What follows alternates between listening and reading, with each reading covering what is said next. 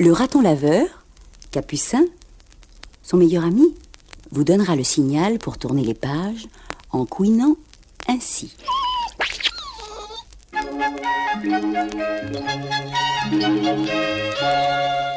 Dans quelques jours, c'est Noël. Monsieur Cartwright a envoyé à l'orphelinat un sapin, l'un des plus beaux de la forêt. Candy, Jimmy, son petit protégé, et tous les autres enfants s'extasient.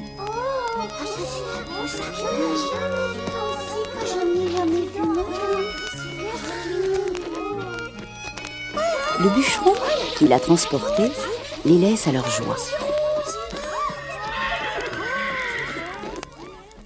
En partant, il dit à Candy: Monsieur Cartwright, espère que vous serez content pour votre dernier Noël.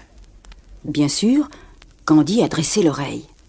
Puis, elle s'est précipitée dans le bureau de Mademoiselle Pony. Pourquoi notre dernier Noël? Qu'est-ce que ça veut dire, Mademoiselle Pony? Ne t'inquiète pas, Candy. Ce sont des problèmes de grandes personnes. Pour le moment, il faut rentrer ce magnifique sapin dans la maison. Allons, les enfants, installons-le. Mais plus tard, Candy surprend une conversation entre Mademoiselle Pony et Sœur Maria. Elle comprend tout. Monsieur Cartwright est le propriétaire de la maison qui abrite les orphelins. Il veut chasser Mademoiselle Pony et Sœur Maria et démolir la maison pour agrandir ses pâturages. Tant pis pour les petits orphelins. Ce qui compte, ce sont ces vaches qui aiment l'herbe tendre. C'est honteux, c'est révoltant. Jimmy, où es-tu? Présent, chef. Jimmy, quel âge as-tu? 7 ans, chef. Pourquoi tu me demandes ça?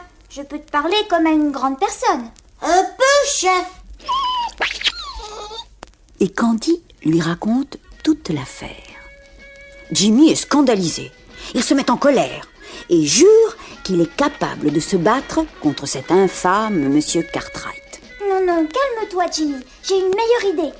Viens, nous allons rendre une petite visite à Monsieur Cartwright et très doucement, très gentiment, nous allons le convaincre de ne pas commettre cette vilaine action. Voilà ce que nous allons faire, Jimmy. Oh, moi je suis d'accord, si tu crois que c'est mieux comme ça. Arrivés devant la superbe maison de Monsieur Cartwright, ils sont arrêtés par le contremaître, un homme très antipathique, qui leur barre la route. Hé, les gamins, qu'est-ce que vous faites là? Nous voulons voir Monsieur Cartwright. On ne passe pas, on n'entre pas. Éloignez-vous de cette propriété. Et d'abord, pourquoi voulez-vous voir Monsieur Cartwright? Souris, Jimmy, n'aie pas peur. S'il vous plaît, monsieur, dites-lui que les enfants de l'orphelinat de Mademoiselle Pony souhaitent lui parler. Ah, je vois. C'est vous les vilains garnements de l'orphelinat? Bon, comme vous le voyez, nous ne sommes pas si vilains que ça. Filez, oust, dehors! Au printemps prochain, vous serez tous chassés et nous récupérons un beau pâturage. Ce sera beaucoup mieux. Le contremaître a un geste menaçant et le petit Jimmy s'enfuit à toutes jambes. Candy le rejoint et tous deux se cachent dans une étable, tandis que les garçons de la ferme, alertés par l'affreux contremaître, les cherchent partout. Dès qu'ils se sont éloignés de l'étable, Candy et Jimmy quittent leur cachette sur la pointe des pieds. Mais, au détour d'une allée, Candy aperçoit un vieux jardinier qui lui semble bien brave. Elle s'arrête pour lui parler. Bonjour, monsieur. Il ne fait pas trop froid pour travailler dans le jardin? Bonjour, petite fille. Tiens, mais je ne te connais pas. Je ne t'ai jamais vu ici. Je vis chez Mademoiselle Pony, monsieur. J'étais venue voir Monsieur Cartwright, mais on nous a chassés. On vous a chassés? Oui, monsieur. Ce Monsieur Cartwright doit être un homme bien avare et bien égoïste. Il ne doit pas avoir de cœur. Je le dis comme je le pense, monsieur.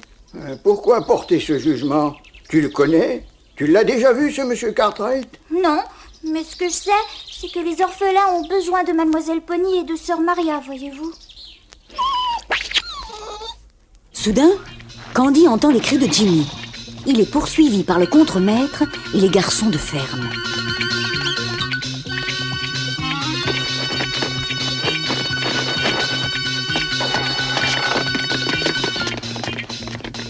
Candy, au secours! Ils veulent me tuer! Mais non, calme-toi, Jimmy. Excusez-moi, Monsieur Cartwright, mais ce méchant garnement...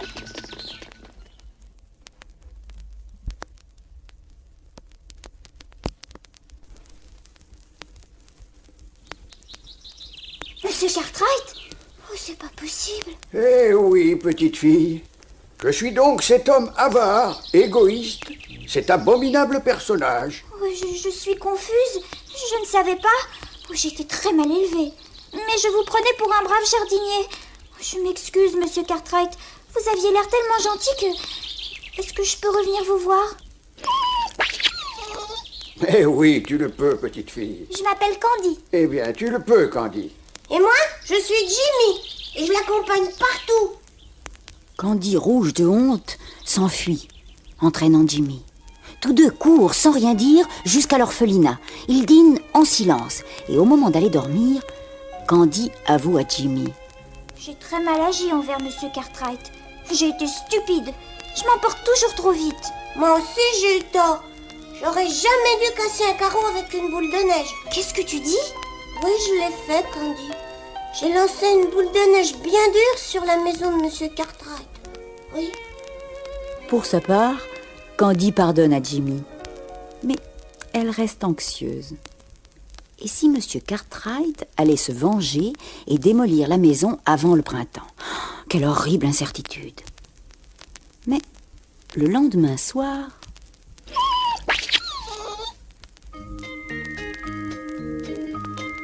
Candy, Jimmy, les enfants! L'arbre de Noël est prêt. Il vous attend au salon. Venez vite le voir. Oh, il est super! Monsieur Cartwright nous a fait un très beau cadeau, c'est vrai. Est-il donc possible qu'il nous chasse au printemps? Les enfants admirent le grand sapin tout illuminé, puis vont sagement se coucher.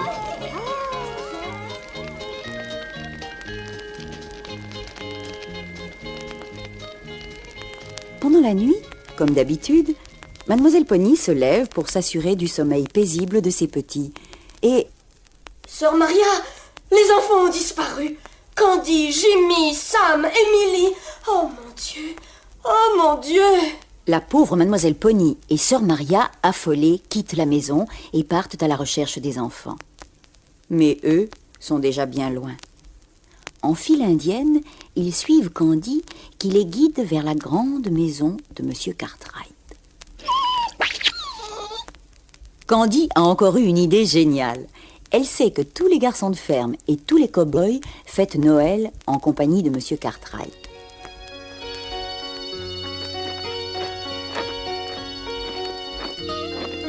Ils sont en effet tous réunis et discutent autour d'un feu de camp. L'un parle de sa petite fille, l'autre de son garçon. Même le méchant contremaître s'attendrit lui aussi, parce qu'il est séparé de sa famille jusqu'à l'été. Lorsque Candy aperçoit le feu de camp, elle ordonne. Stop! Vous avez vos affaires? Bien, déguisez-vous. Et toi, Jimmy, distribue les bougies. Puis allume-les. D'accord, chef. En quelques instants, la petite troupe s'est transformée en une procession d'angelots. Elle avance lentement dans la nuit glacée. Et la lune éclaire les traces de leurs pas dans la neige. Monsieur Cartwright, le premier, aperçoit un ange, puis deux, puis trois. Et tout le monde reconnaît ceux que l'on appelait les vilains enfants de l'orphelinat.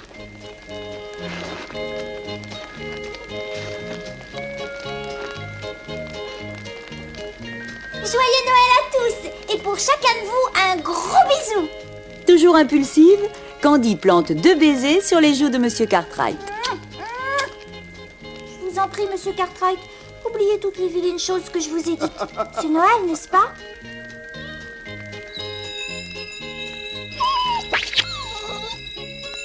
Oh, alors tous ces enfants viennent de l'orphelinat. Ils habitent tous chez Mademoiselle Pony. Eh bien, je renonce à mon projet. Que personne ne touche à cette maison. Mais, monsieur Il n'y Cartwright... a pas de mais. On ne chasse pas les anges. Hein? Oh, merci! Merci, Monsieur Cartwright! Mais c'est moi qui vous remercie, mes enfants. C'est le plus beau cadeau de Noël que j'ai jamais reçu. Mais Qui arrive dans la nuit, une lanterne à la main? Les enfants, Candy, enfin nous vous avons retrouvés. La maison est sauvée, mademoiselle Pony. Monsieur Cartwright nous la donne. Toutes les grandes personnes écoutent avec émotion les enfants chanter un cantique. Candy a sauvé la maison.